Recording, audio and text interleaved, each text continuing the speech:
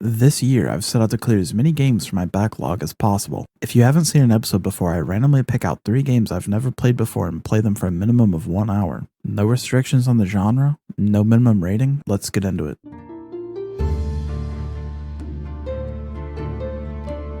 In my opinion, Graveyard Keeper has a unique and interesting premise. It's like a farming management simulator game along the same lines of Stardew Valley, except with the unique twist of digging up graves and harvesting meat from fresh corpses. While I don't feel like I got to experience that much of the game with just an hour of playtime, I can definitely say that there are some parts that I really like and others that just really didn't click with me. One thing that I did like about the game is how the tech tree works. Essentially, you get red points for doing manual labor tasks such as crafting or mining, and you'll get the green points from doing nature-related tasks such as clearing out weeds. So it encourages you to do all kinds of different tasks in order to progress. And it also helps break up some of the repetition. On one hand, I'm really interested to play more and find out like what kind of perks, unlocks, and upgrades are in store for me, but on the other, I feel like the game was quite tedious and slow to get into, so I'm not sure if I really want to spend a bunch more time grinding to find out if it actually gets better or not. I'll give it a 7 out of 10 and maybe I'll return to it in the future.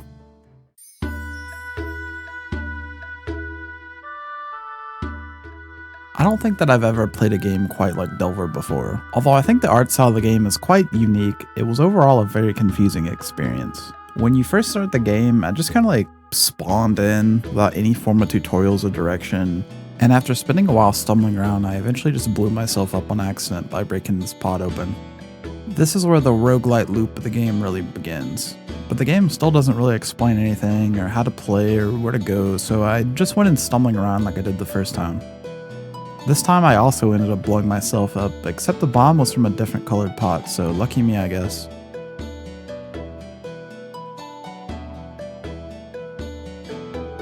Not all my runs ended horribly though, as I eventually managed to make it about 4 or so levels down to the caves, which were an interesting change of scenery, but way more deadly than the earlier floors. Overall, Delver is a pretty interesting game, but I wouldn't recommend trying it unless it happens to be on sale, since I think for $15 you can spend it on something way better. I saw a lot of Steam reviews mentioning that mods make the game a lot more enjoyable, so maybe I'll have to return to it and give it a try like that. But overall, the game as is was just an okay experience, maybe like a 6.5 out of 10.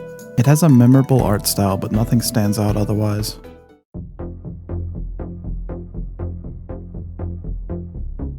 I'm not quite sure if I would rate my experience playing this game positive or not.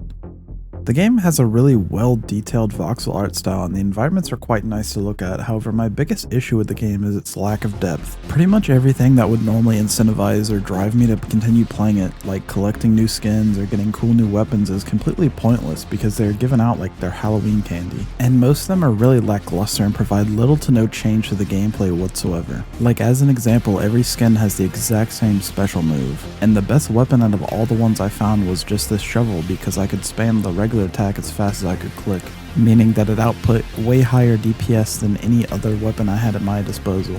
The only other weapon maybe worth using was the ranged weapon, but even then I didn't find much use for it. On top of all that, there's absolutely no consequence, at least from what I could tell, for dying. There's no deduction in score, no limit to lives, nothing. For me personally, I wouldn't play this game for fun, but I could see where playing it in like a casual couch co-op scenario or something like that would be enjoyable. Overall, considering that the MSRP is $25, I definitely would not recommend buying it at that price, but it seems that it has deep discounts down to as little as $5. And for that price, I would say go for it, especially if you're looking to play it co-op.